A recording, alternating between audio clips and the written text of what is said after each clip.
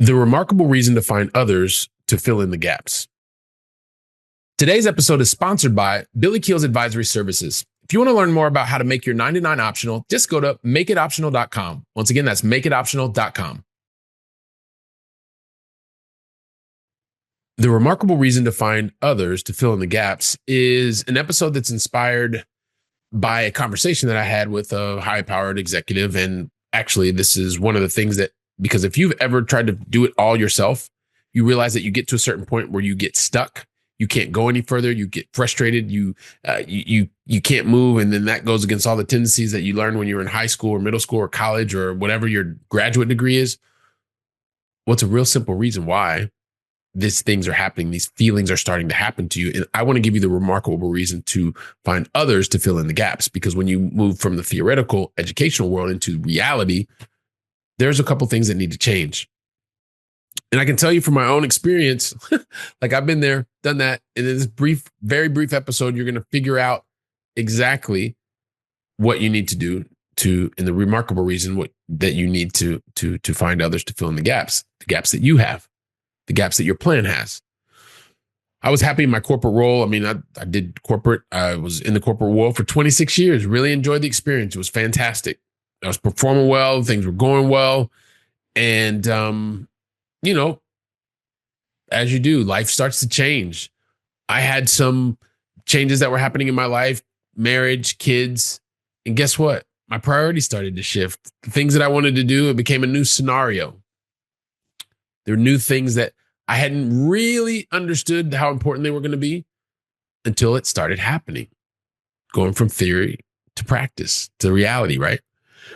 And as things went on, I had this realization of how fragile corporate life can be, because I saw all around me constantly that there were, reorganizations or synergies or whatever you want to call it. But more importantly, at that point in time, my financial security and stability, which is where I put most of the focus early in my life, start realizing later on in life that there's a number of other aspects that help you to feel more fulfilled as a person. But when I started realizing that my financial security was 100% dependent on my role, well, things didn't feel so good, because I wanted to be able to create in my own self this sense of being able to live in and create my own security for my family, for my loved ones, for my future, for generations that would follow me beyond me. Like that's really what I wanted to do, right? But the thing is at that point in my life, I had this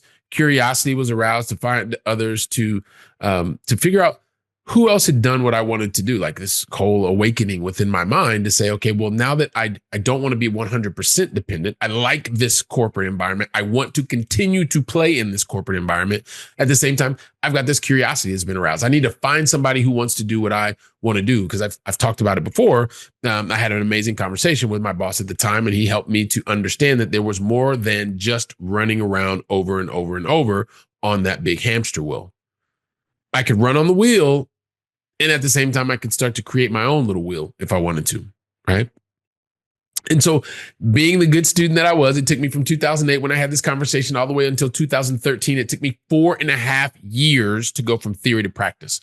So I'm a guy who is I'm in a good place to be able to tell you the life that I lived when I was overthinking things to the life that I was living when it was about getting the maximum amount of information to make an informed decision and go and adjust along the way. Very different. Very different. And this comes from a recovering perfectionist, by the way. Recovering perfectionist. So I got to a point that it was really time to, and I know I've talked about this before, like not only was I doing things on my own, I would continue to learn, but I started to reach out. I started to branch out, meet other people who had not just been in the theoretical world. They were part of masterminds, online groups who were also actively investing, actively building businesses, which was investing, the thing that I knew was going to be my own unique concept to help me to enjoy more of my corporate experience more, because I wasn't 100% dependent on it. Dependency is never good. So once I did that, I understood that it was time for me to put my perfectionist tendencies aside got the theoretical education. That was good. But these groups helped me to understand that there was another piece of the puzzle that was missing. There was a gap that needed to be filled that I was trying to fill, but I realized that there was a power, because this is exactly what happened in corporate life. In corporate life, when I knew that what my strengths were, I identified those, I leveraged those strengths as much as possible. And then where I needed that my weaknesses, let's call them weaknesses, filled, I found somebody else, the gaps. I found somebody else, because it's about who, not how, right? In corporate. But then for some reason outside of corporate, you want to try to figure out how to do everything. It's not your fault, by the way. It's not your fault. It's how it's been designed. But let me get back to the story. So the thing that I realized is what was missing, and this is what you start to realize, because when you're high up in an org chart in the corporate world, you start to realize that it is about, you can't do everything because there's only 24 hours in a day. You have specific objectives and specific KPIs, that key performance indicators that you must overachieve because you're a high achiever. And the thing is you, in corporate life, you find someone to fill the gaps, but outside of life, and I know I've said it, in real life, you try to do everything yourself. Well, I was trying to do the same. But at a certain point, I realized, you know what? I was unsure about how to continue to move forward. I had these feelings of doubt, and I was really overly concerned about what my colleagues would say if I actually went all in on building my own dream. And I mean, being all in, building my own dream, at the same time, continue to crush it at the office, because that's just how my mind was wired. The corporate role is definitely the security blanket.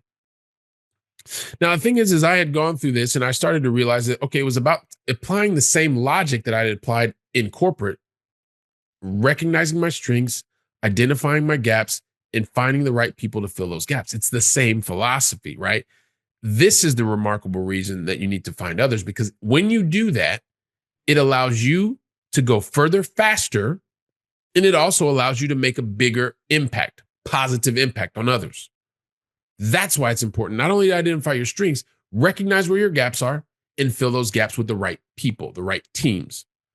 Because once you work through all that uncertainty and all the same kind of things that I was going through, you start to realize that, and I started realizing I had to do the work first.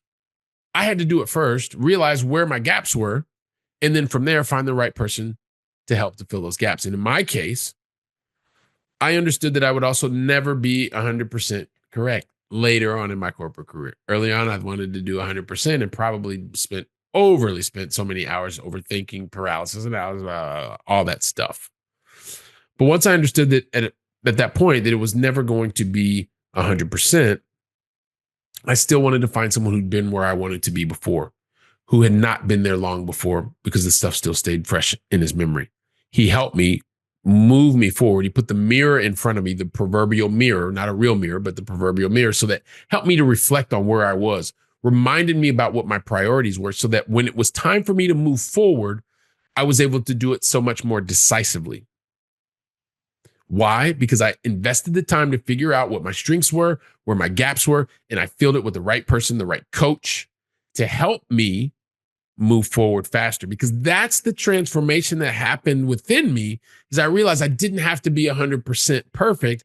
I just had to identify my gaps. I had to find the person that I believe would help me best to move forward, because they helped to guide me effectively to the priority, to the goal that I set. And the thing is, I know that you know someone today, it may even be you, who's suffering through something like this.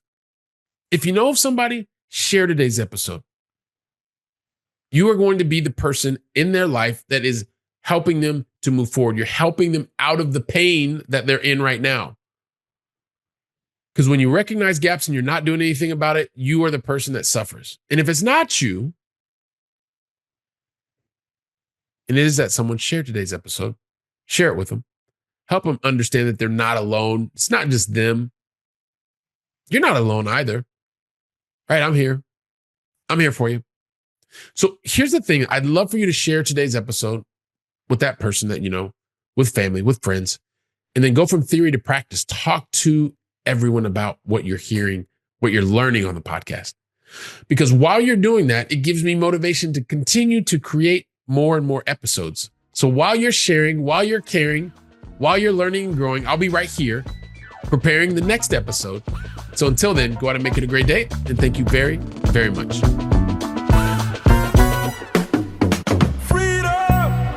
Today's episode is sponsored by Billy Keels Advisory Services. If you want to learn more about how to make your 9 to 9 optional, just go to makeitoptional.com. Once again, that's makeitoptional.com.